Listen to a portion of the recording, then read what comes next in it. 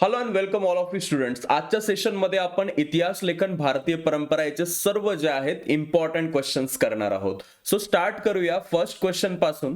पहिला प्रश्न तुमच्या स्क्रीनवरती आहे बघा, की भारतीय पुरातत्व खात्याचे पहिले सरसंचालक कोण होते? आता खूपच सिंपल प्रश्न आहे. विलियम जोन्स तर नव्हताच, मार्शलही नव्हता, मॅक्स मुलरही नव्हता, म्हणजे अलेक्झांडर कॅनिंगम हे जे होते भारतीय पुरातत्व खात्याचे पहिले सरसंचालक होते.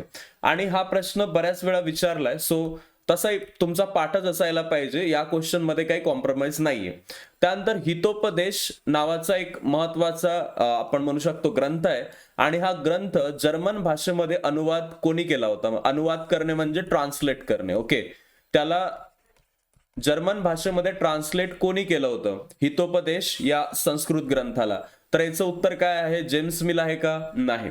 त्यानंतर माउंट स्टुअर्ट एलिफिन्स्टनचा काही संबंध नाही, जॉन मार्शलचा काही संबंध नाही, त्यामुळे याचं उत्तर आहे Friedrich Max Muller. Okay, so Friedrich Max Muller हे हितोपदेश या संस्कृत ग्रंथाचा त्यांनी काय केला होता? जर्मन भाषेमध्ये अनुवाद केला होता. त्यानंतरचा जो क्वेश्चन आहे तो आहे चुकीची जोडी ओळखून लिहायची. हु वेअर दी शूद्राज हा वंचिताचा इतिहास आहे, बरोबर आहे. त्यानंतर कोणी लिहिलेला आहे हा ग्रंथ हु वेअर दी शूद्राज? डॉक्टर बाबासाहेब आंबेडकर. त्यानंतर स्त्री पुरुष तुलना हा स्त्रीवादी इतिहास लेखनाविषयी आहे, बरोबर आहे. कोणी लिहिलेला आहे स्त्री पुरुष तुलना? ताराबाई शिंदे. त्यानंतर the Indian war of independence 1857 हा मार्क्सवादी इतिहास आहे का? पहिली गोष्ट तर नाहीये, हे चुकीचं आहे. आणि कोणी लिहिलेला आहे हा ग्रंथ? आपल्याला माहित आहे विनायक दामोदर सावरकरांचा ग्रंथ आहे.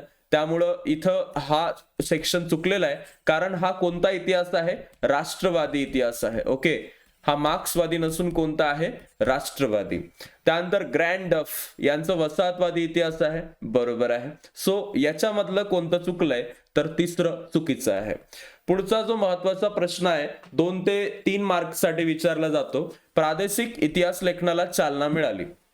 प्रादेशिक इतिहास लेखन म्हणजे एखाद्या प्रदेशाविषयी, जसं महाराष्ट्र आहे किंवा पंजाब हरियाणा आहे, किंवा आपण म्हणू शकतो हिस्टॉरिकली ज्या पण गोष्टी आपल्या इंडियामध्ये इम्पॉर्टंट आहेत त्या त्या ठिकाणी जो इतिहास लिहिला गेला प्रदेशानुसार त्याला आपण म्हणतो प्रादेशिक इतिहास. जसं महाराष्ट्राचा इतिहास आहे, किंवा आपल्याला मराठा साम्राज्याच्या इतिहासामध्ये जे आहे महाराष्ट्राचं सगळ्या गोष्टी दिलेल्या आहेत. आता हा क्वेश्चनचा आन्सर लिहायचं कसं असा क्वेश्चन आल्यानंतर तर बघा, 19व्या-20व्या शतकामध्ये इंग्रजी शिक्षण पद्धतीमध्ये शिकून तयार झालेल्या इतिहासकारांनी प्राचीन भारतीय वैभवाचा अभिमान आणि भारतीयांची आत्मजाणीव जागृत करण्यासाठी केलेल्या लेखनाला राष्ट्रवादी इतिहास लेखन म्हणतात. राष्ट्रवादी हा प्रादेशिकतेचाच भाग आहे. जे पण लोक ब्रिटिश शिक्षण घेऊन शिकले त्यांना लिहिता वाचता येऊ लागलं, तर तेव्हा त्यांना एक गोष्ट समजली की आपलाच इतिहास आपल्याच देशात राहून या इंग्रजांनी चुकीचा लिहिलेला आहे, अपमानास्पद लिहिलेला आहे. तर ते लोक शिकून तयार झाले, त्यांना अभिमान होता भारतीय शिक्षणाचा, भारतीय संस्कृतीचा, त्यांची आत्मजाणीव त्यांना झाली आणि स्वतः भारताचा इतिहास लिहायला सुरुवात केली, महाराष्ट्राचा इतिहास लिहायला सुरू केली. त्यांना आपण राष्ट्रवादी इतिहास लेखन म्हणतो. महाराष्ट्रामध्ये विष्णू शास्त्री चिपळूणकर हे नाव लक्षात ठेवा, की ज्यांनी ब्रिटिश अधिकाऱ्यांनी लिहिलेल्या प्राचीन भारताच्या पूर्वग्रह दूषित म्हणजे चुकीचा इतिहासाला काय केला? विरोध केला. यापासून प्रेरणा घेऊन न्यायमूर्ती रानडे मराठी सत्तेच्या उदयाची पार्श्वभूमी विस्ताराने मांडणारा the rise of Maratha power या ग्रंथाची निर्मिती कोणी केली होती? महादेव गोविंद रानडे यांनी केली होती. त्यानंतर दक्षिण भारताच्या भौगोलिक वैशिष्ट्याकडे आणि इतिहासाकडे इतिहासकारांचं स्वतंत्रपणे लक्ष वेधण्यामध्ये याची खूप महत्वाची भूमिका आहे. यावरून असं म्हणता येईल की राष्ट्रवादी इतिहास लेखनाच्या प्रभावातून प्रादेशिक इतिहास लेखनाला काय मिळाली? चालना मिळाली. सो हा महत्वाचा प्रश्न पेपरसाठी लक्षात ठेवा. याच्यातले सगळे पॉइंट तुम्ही त्या क्वेश्चन मध्ये लिहू शकता जर राष्ट्रवादी इतिहास लेखन विचारलं तर. सो राष्ट्रवादीसाठी आणि प्रादेशिक इतिहास लेखनाला चालना मिळाली यासाठी, दोन्ही याच्यासाठी दिस इज व्हेरी इम्पॉर्टंट. त्यानंतर आहे बखर हा ऐतिहासिक साहित्यातील महत्वाचा प्रकार आहे. काय आहे बखर? तुम्हाला पहिल्यांदा माहित पाहिजे.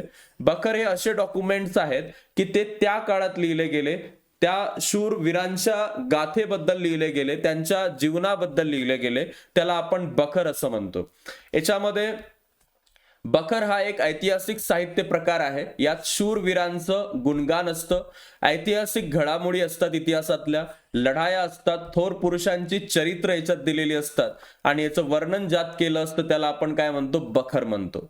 बखरीचे चरित्रात्मक आहे, वंशानुचरित्रात्मक आहे, प्रसंग वर्णनपर आहे, पंथीय आहे, आत्मचरित्रपर आहे, कैफियत, पौराणिक, राजनीतीपर असे विविध प्रकार आपल्याला बखरीचे पाहायला मिळतात.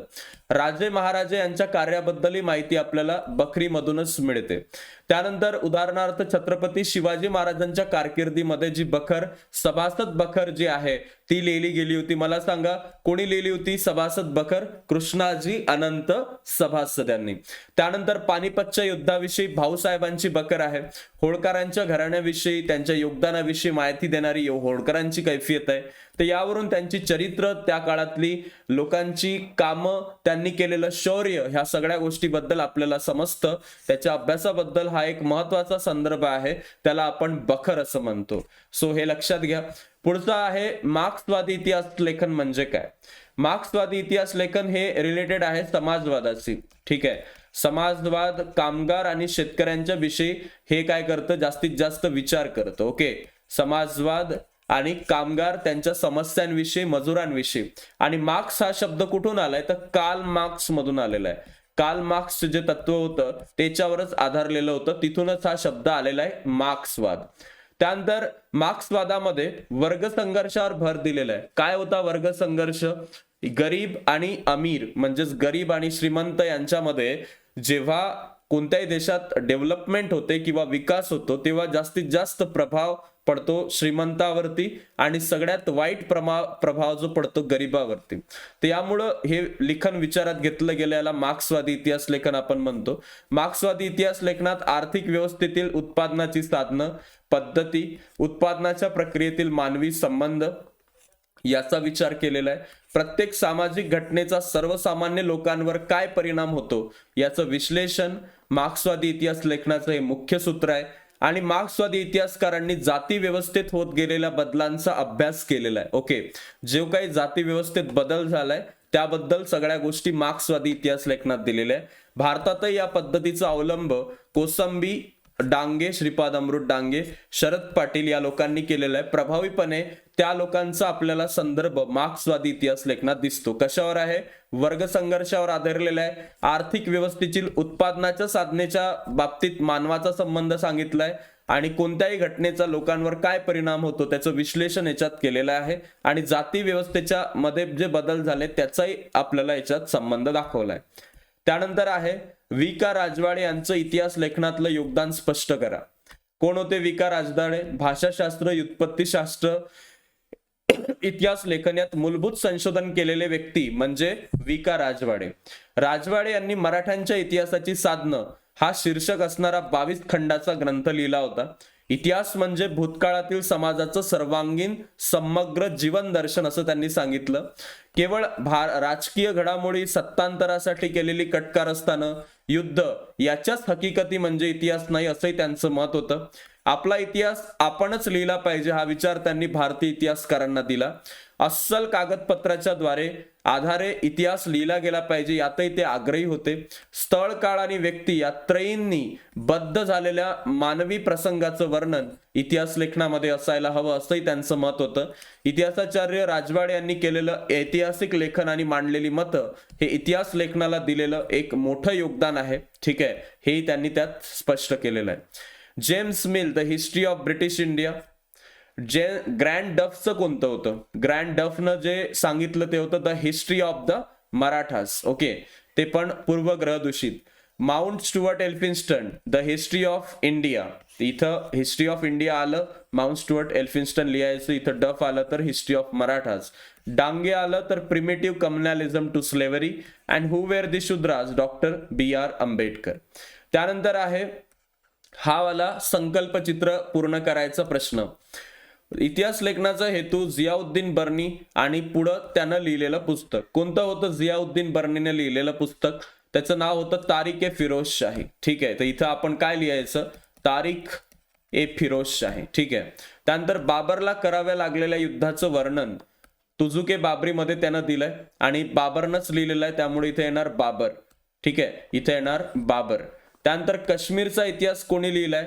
कल्लनानं लिहिलंय आणि रजत रांगिनी हा जे पुस्तक आहे त्याच्यात लिहिला गेलेला आहे. त्यानंतर आहे छत्रपती शिवाजी महाराजांनी कारकिर्दीचा इतिहास सभासद बखरीमध्ये आहे आणि कृष्णाजी अनंत सभासद, ओके, कृष्णाजी अनंत सभासद यांनी लिहिलेला आहे तो महत्वाचा सभासद बखरीचा प्रकार. त्यानंतर प्राच्यवादी इतिहास लेखन म्हणजे काय? तर लक्षात घ्या, प्राच्यवादी म्हणजे 18व्या शतकात युरोप अभ्यासकामध्ये पूर्वेकडील संस्कृती आणि देश यांच्याबद्दल जे कुतूहल निर्माण झालं, म्हणजे त्या तिकडल्या देशातील लोकांना, युरोपमधल्या, आपल्या भारताबद्दल ज्यांना प्रेम होता, आपल्या संस्कृतीबद्दल त्यांना आपुलकी होती, ते लोक म्हणजे ओरिएंटलिस्ट म्हणजेच प्राच्यवादी. ते कुतूहल निर्माण झालं आणि या कुतूहलापोटी भारतीय संस्कृतीचा अभ्यास करणाऱ्या त्या लोकांना प्राच्यवादी इतिहासकार म्हटलं. याच्यामध्ये त्यांनी भारतीय संस्कृती, इतिहास, विविध भाषा, धर्म याचा अभ्यास करून इतिहास लेखन केलं आणि या लेखनाला प्राच्यवादी इतिहास लेखन असं म्हणतात. प्राच्यवादी अभ्यासकांनी संस्कृत युरोपीय भाषांमधील सांधर्म्याचा अभ्यास करून भाषांची जननी प्राचीन इंडो युरोपीय भाषा आहे असं सांगितलं आणि या भाषेमध्ये छुपी साम्राज्यवादी वृत्ती दडलेली असल्यानं यांनी पूर्वग्रह दूषित दृष्टिकोन ठेवून भारताच्या इतिहासाचं लेखन केलं. कारण यांना फक्त जाणून घ्यायचं होतं आपलं सगळं, बाकी ऍट द एंड यांचा मुद्दा हाच होता की यांचंच जाणून घेऊन यांच्यावरच राज्य करायचं. त्यामुळं भारताच्या वर त्यांचा दृष्टिकोन असा चांगला होता, त्याचं असं नाहीये. राष्ट्रवादी इतिहास लेखन, त्याच्यामध्ये 19व्या शतकात भारतात इंग्रजी शिक्षण सुरू झालं आणि या पद्धतीत जे शिकलेले लोक होते त्यांनी भारताच्या संस्कृतीबद्दल जो काही पूर्वग्रहित दृष्टिकोन इतिहास लिहिलेला होता त्याला विरोध केला आणि इतिहासातील सुवर्ण काळ सोडून त्याच्यावर लेखन केलं आणि ब्रिटिशांविरुद्ध लढ्याला प्रेरणा दिली. त्यामध्ये विनायक दामोदर सावरकर, विष्णूशास्त्री चिपळूणकर, त्यानंतर या सर्व लोकांचे, मगो रानडे, ठीक आहे, यांचं नाव तुम्ही याच्यात लिहू शकता. वंचितांचा इतिहास, जे लोक समाजामध्ये नेहमी पीडित घटकामध्ये आले, ज्या समाजानं ज्या सर्व अधिकारापासून ज्यांना वंचित ठेवलं, उपेक्षित ठेवलं, अशा समूहाच्या इतिहासाला वंचितांचा इतिहास म्हणतात. मार्क्सवादी इतिहास लेखनाच्या परंपरेतूनच हे इतिहास लिहिण्याची परंपरा सुरू झाली. इटालियन तत्वज्ञ अँटोनियो ग्रामची यानं इतिहास लेखनाची सुरुवात समाजाच्या तळाशी असलेल्या सर्वसामान्य लोकांपासून करण्याची कल्पना इथं मांडली होती. भारतामध्ये महात्मा फुले, डॉक्टर बाबासाहेब आंबेडकर यांनी वंचितांचा इतिहासाचा विचार दाखवला. लोकपरंपरा, वंचितांच्या इतिहास लेखनाचे अनेक महत्वाचे साधनं त्यांनी त्यात स्पष्ट केले आणि वंचिताच्या इतिहासातून सर्वसामान्य माणसाच्या जीवनाचं चित्रण केलं गेलेलं आहे. तर यामध्ये आपण पाहिलं की कोणकोणत्या गोष्टी ह्या वंचितांच्या इतिहासाच्या संबंधित देण्यात आल्या होत्या. राष्ट्रवादी इतिहास काय होता, प्राच्यवादी इतिहास काय होता. लास्ट चॅप्टर मध्ये जसं स्त्रीवादी इतिहास लेखन आपण पाहिलं, त्याचप्रमाणे यातलंही महत्वाच्या टिपा आणि थोडक्यात जे काही 2 ते 3 मार्काचे प्रश्न आहेत, सोबत 1 मार्काचे प्रश्न आपण घेतलेले आहेत. यामध्ये तुम्हाला काही प्रश्न असतील, डाऊट असतील तर कमेंट बॉक्स मध्ये नक्की सांगा. आणि टॉपर्स बॅच जे आहे ती 999 रुपयामध्ये सध्या तुम्हाला अवेलेबल आहे. तर तुम्ही लगेचच खाली दिलेल्या लिंक वरती क्लिक करून सगळे शिक्षक, ज्याच्यामध्ये बायोलॉजी आहे, इंग्रजीत SST आहे, मॅथ्स आहे, सायन्स 1 आहे, तसंच SST मराठीमध्ये, त्याचबरोबर मराठी, इंग्रजी आणि इतिहास, भूगोल यासाठी आणि इंग्लिशसाठी पण आपल्याला शिकवायला आहेत. ठीक आहे, सो सगळ्या गोष्टी आहेत टॉपर्स बॅच मध्ये अवेलेबल. ज्याही विद्यार्थ्यांना यामध्ये जॉईन व्हायचंय त्या सर्व विद्यार्थ्यांनी खाली दिलेल्या लिंक वरती क्लिक करून याच्यामध्ये जे आहे ते जॉईन होऊ शकता आणि तुमचे जे काही महत्वाचे प्रश्न असतील ते तुम्ही विचारू शकता. धन्यवाद. भेटूया आता आपण पुढील सेशन मध्ये. Bye all of you. Take care.